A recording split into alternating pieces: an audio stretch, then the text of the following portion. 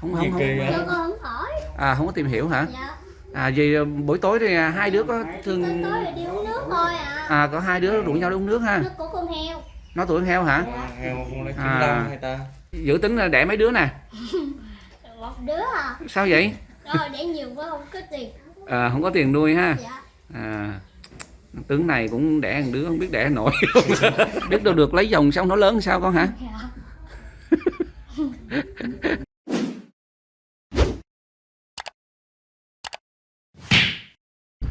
Kính thưa quý vị, hôm nay thì Tuấn Vĩ không đưa cái mặt của mình lên bởi vì Tuấn Vĩ ngồi trên xe mới ngủ dậy, nên là đã đến cái địa điểm mà Tuấn Vĩ xuống để đi trao tiền cho một hoàn cảnh là có cái cụ bà là Lê Thị Lộc. Thì bà hay đi bán vé số, thì bà cứ hay bị giật vé số hoài rồi bà con cái thì đau bệnh, nên là hôm nay Tuấn Vĩ vào trao cái số tiền mà hôm trước mà Mạnh Thường Quân đã gửi cho đó. Chào anh chị. Dạ khỏe chị. Bà đi đâu cô chị? Bà đi đâu? Bà nằm trong nhà đấy ha. Ồ. Dạ. Con chào bà. Dạ. Bà kỳ này khỏe không? Cũng còn bình thường à. Dạ cũng thì đâu có đi bán vé số được bà ha. Không có đi bán gì đâu. Con chào bà. Mà ở thất nghiệp ở nhà rồi anh ơi. Dạ. Con mắt nó mù ở lò rồi không có đi thấy đường bán. Dạ. Bà còn nhìn thấy con không? Bà có biết con không? Không. Vậy hả? Tội nghiệp Giờ không? mày nghe nói tiếng vậy chứ giờ mà không thấy người. Để bà ngồi bên đây cho nó sáng giùm con được không? Bà ngồi bên đây nè. Bà ngồi ở trên giường này nè cho nó sáng nè.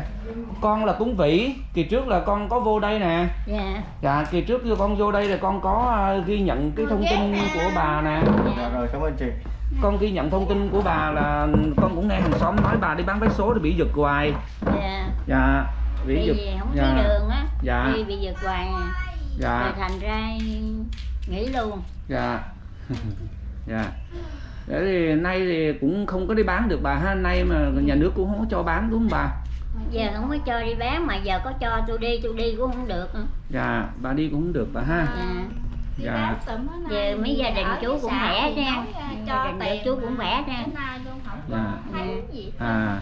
Rồi, nhiều bữa giờ này không có cho, chưa có cho. Dạ. Dạ. Vậy là cũng nghe nói bên xã cho tiền cái trợ cấp cái vấn đề là nghỉ bán vé số ha.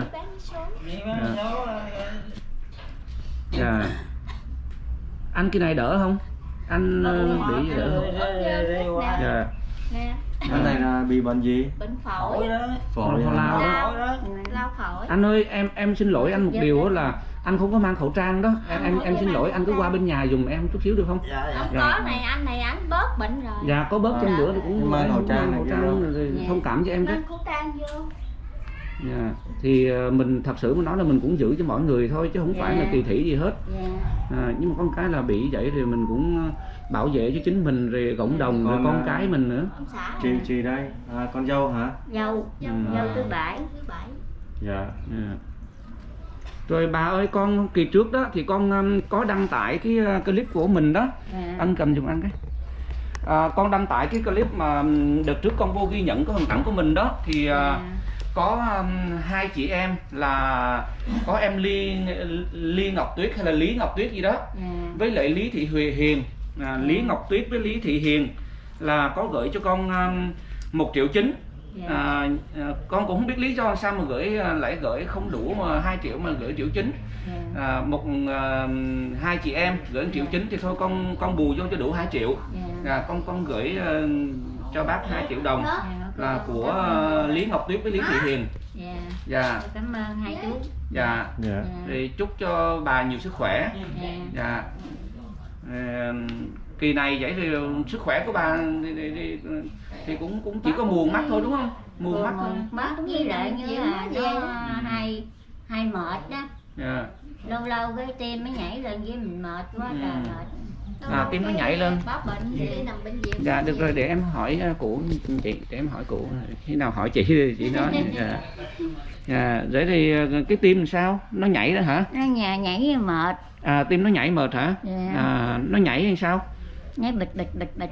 Nhảy bịch, nó có theo nhạc không hay nhảy không vậy? Nó nhảy mà, nhảy cho mình nó mệt. nhảy theo nhạc bolero hay nhạc rock hay nhạc gì ạ? Nó muốn nhảy nó nhảy thì vậy đó hả? Nó nhảy lên cái mình bắt đầu mình mệt. Nó nhảy lên rồi mình mệt ha. Dạ. Kêu nó nhảy theo nhạc rock đó là chắc rồi.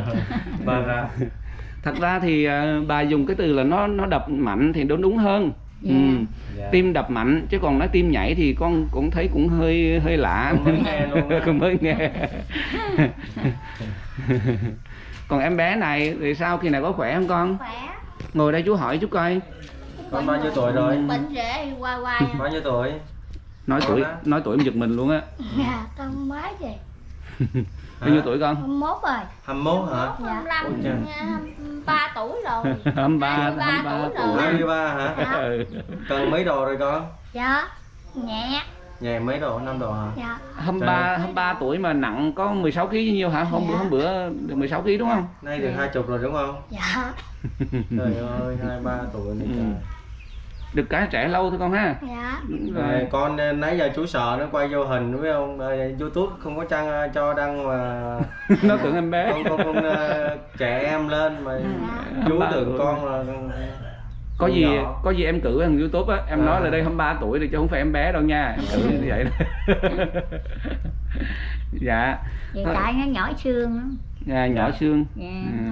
Con sữa quà uống phổ quà không mập gì không? Không uống nữa. Vậy có người yêu chưa? 23 tuổi chắc có người yêu. Có ghệ rồi. Có ghệ rồi. Có ghệ rồi, ghê vậy hả? Làm gì? Dạ đi làm với cây đi chiều về. Vậy hả? Dắt cây hả? Dạ. Không có đi chất trái cây cho người ta nó dư vỏ. Chất trái cây. Rồi tính cưới hỏi gì chưa con? Chị chưa. Mốt qua bệnh dịch để cưới. Hả? Qua đợt. Qua bệnh dịch rồi cưới hả? Dạ. Ồ ghê vậy. Sắp được mặc đồ của dâu rồi. Rồi con nhỏ con quá ốm nữa. Đứng đây chú coi coi, đứng đây chiều cao chú xích ra cái xe đạp chú coi để là sắp lòng cô dâu rồi đó ha. Con mừng dữ không? Vâng. Mừng ha. Mà bên nhà trai sao, bên nhà trai con biết con qua nhà trai chưa? Dạ con chú Hãm lên, chú Nhật lên chơi rồi. Lên chơi rồi, để bên nhà trai có chịu. Bên nhà trai có ý kiến gì không? Dạ bác chịu rồi. Chịu rồi phải không? Dạ. Họ chịu rồi, vậy cái họ nói làm sao? Nay qua bệnh dịch này bà có sách tuổi nói. Đi đám nối hả? Dạ. Trời ơi, mừng dữ trời. Bữa nào nếu vậy thì bữa nào phải báo trước chú nha. Dạ. Báo trước chú rồi biết đâu thì chú có sắp xếp được chú đến chú đám cưới con nha. Dạ. Trời ơi mừng dữ trời. Nhưng mà dù sao cũng 23 rồi đúng không? 23 rồi chứ đâu phải ít. Nhưng mà có một cái là thân hình con nhỏ vậy thôi, chứ bây giờ sắp 23 mình lấy vợ rồi ha. Sắp có chồng. Sắp có chồng, quên xin lỗi. Sắp có chồng. Rồi ví dụ như hết tháng 4 này hết dịch rồi cưới luôn hả? Dạ. Ồ. Ví dụ như qua năm cưới dịch 2-3 năm nữa rồi chờ được không? Dạ. Được luôn hả? Dạ. Nhưng mà nên Thôi nói vậy thôi chứ không ai muốn cái điều đó xảy ra đâu. Nhưng mà này con, nếu ví dụ như mà lỡ mà còn dịch thì sao, cưới luôn hay làm sao? Không có cưới được. Không cưới được hả? Dạ nó cưới rồi ta không có đi. Đám cưới sợ không cho tụ tập đông đúng không? Dạ. Vậy là nếu mà chưa hết dịch thì chưa có cưới được ha. Dạ. Người ta không đi thì thất thu hết không? Dạ. Đúng rồi, người ta không đi thì thất thu luôn á, coi như lỗ luôn á, đúng không con? Dạ. Người ta không đi là cười lên cho vui, cười hé hằn răng. Dù cho có lỗ nhưng vẫn cười cho vui. Vậy lúc đó mà con gì hả? có đi thử đồ chưa? Đi chưa? Nhưng mà rồi con cũng phải đi mặc đồ cô dâu này kia chứ, phải thử chứ con. Phải thử đi, phải thử đồ trước đi. Rồi có vừa không ta, đồ cô dâu anh thấy 23 tuổi thì chú cũng được không sao. Mà thấy cái đồ dài dài rồi nó không biết là mặc vừa không ta. Này chắc phải thiết kế riêng một bộ áo cưới riêng quá chứ. Hoặc là nếu phải uống sữa mập lên chứ gì đâu. Uống sữa mập lên hả? Dạ.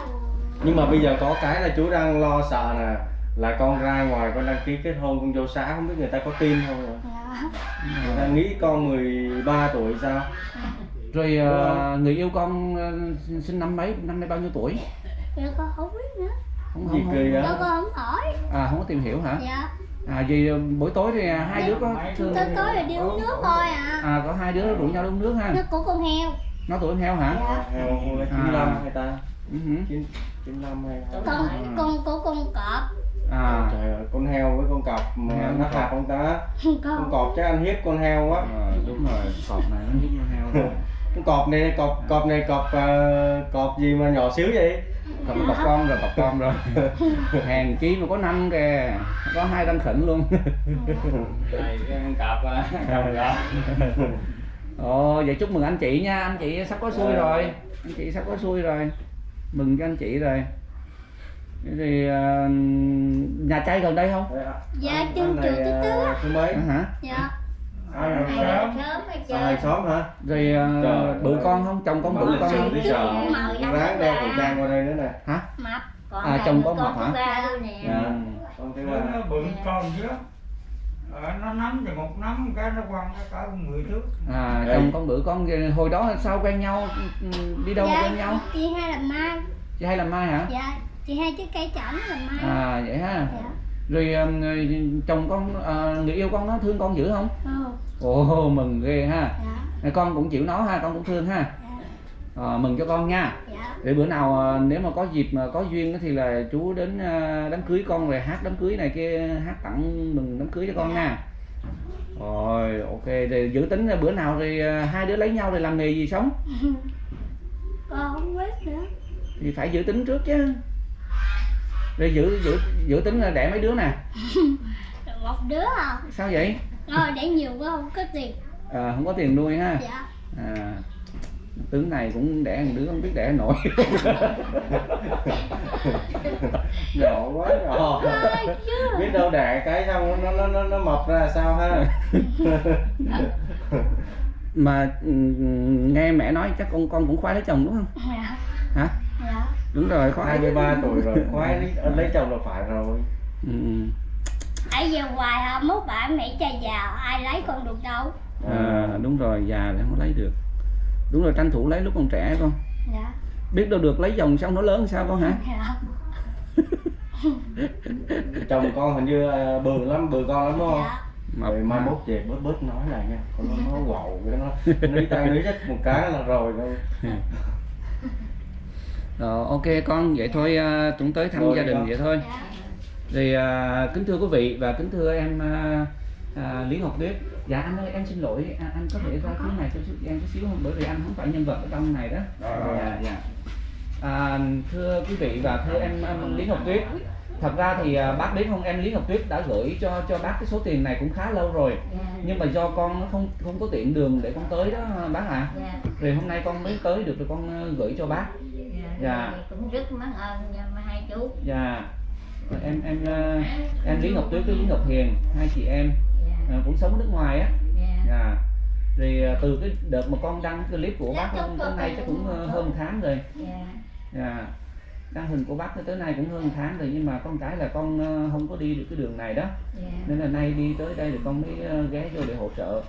Nên là cũng thông qua đây thì mong em Lý Ngọc Tuyết với em Lý Ngọc Hiền thông cảm cho quý vị nha.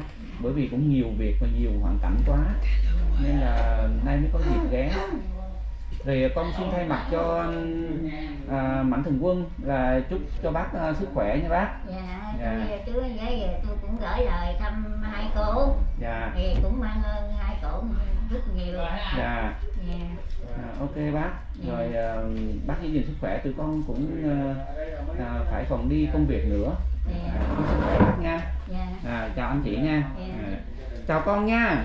Chúc mừng con sắp có chồng nha. Biết sao con gặp chú lại đường đây? Hả? Biết sao con gặp chú đây?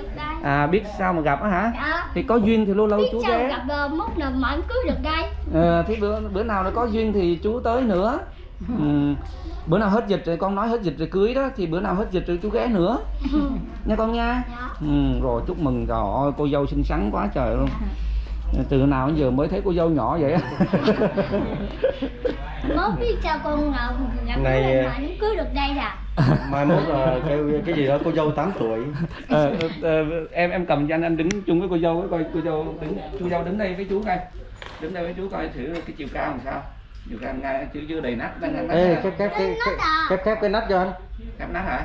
Khép vô. Sao vậy? Khép cái cánh vô. Chồng con có cao như bác vậy không? Chồng con cao như bác vậy đó.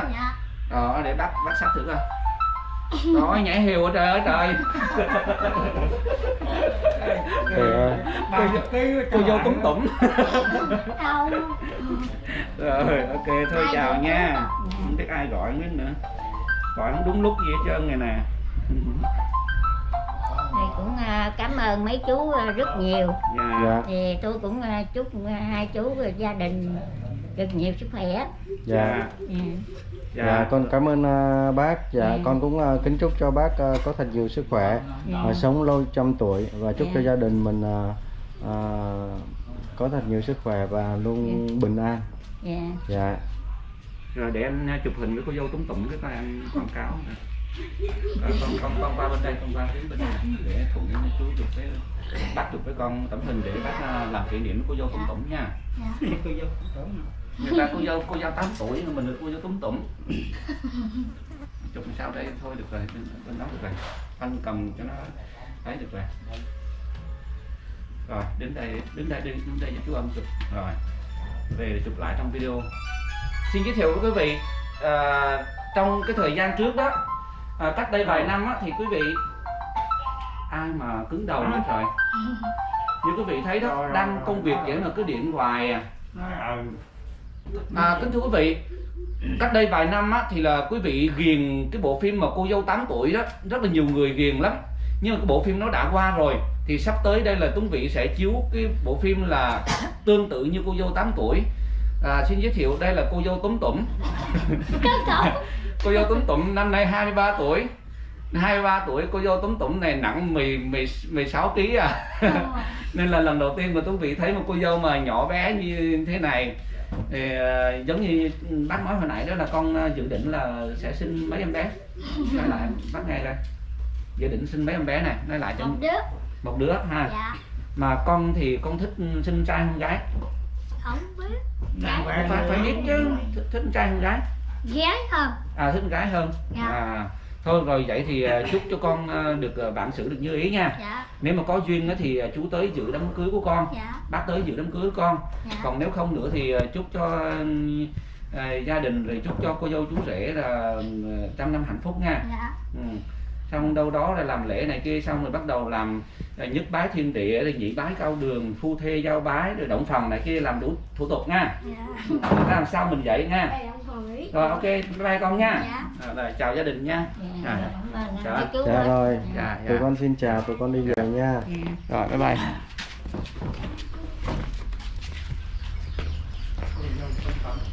Đó thưa quý vị, thì Tuấn Vĩ mới ghé cái hoàn cảnh của bác Lộc, cụ Lộc. Thì trước đây là cụ bán vé số, nhưng mà sau cái quá trình mà đi bán vé số đó thì bà mù mắt á, rồi trong đó phải nuôi một đứa con bị